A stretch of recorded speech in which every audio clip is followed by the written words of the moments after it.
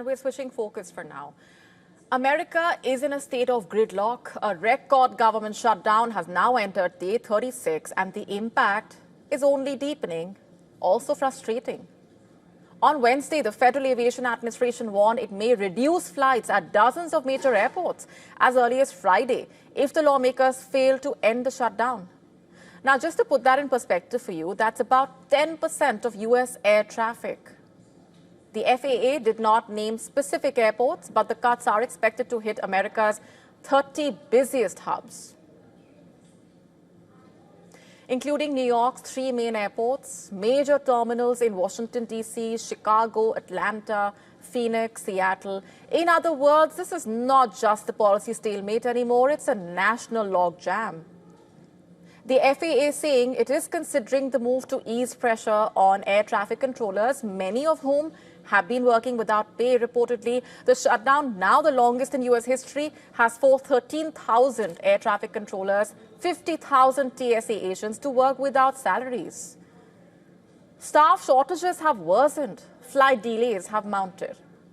Some workers have taken second jobs reportedly just to survive. Others are calling in sick in protest. As a result, an aviation system on the brink in a way. The federal government has been partially shut since October 1.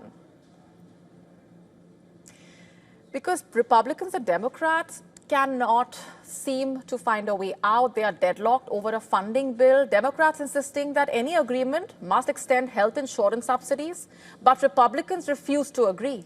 The standoff has left 750,000 federal employees furloughed, cut food assistance for low-income families, closed doors on essential public services. And now the political fallout is only beginning to show.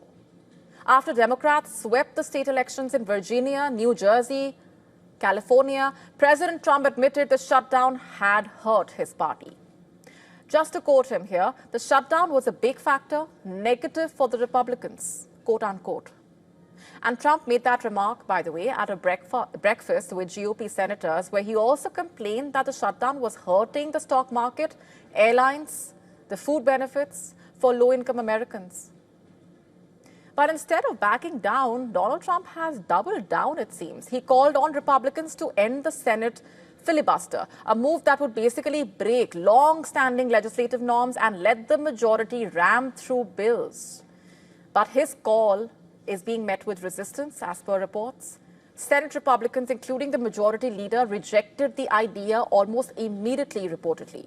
Others warned they may have to revisit it if the shutdown drags on. For now, there is no deal in sight as such. No off-ramp, no sign of relief for the millions of Americans that are caught in this political crossfire, as Trump continues to pressure his own party and the Democrats smell leverage. America remains frozen by the longest government shutdown in its history.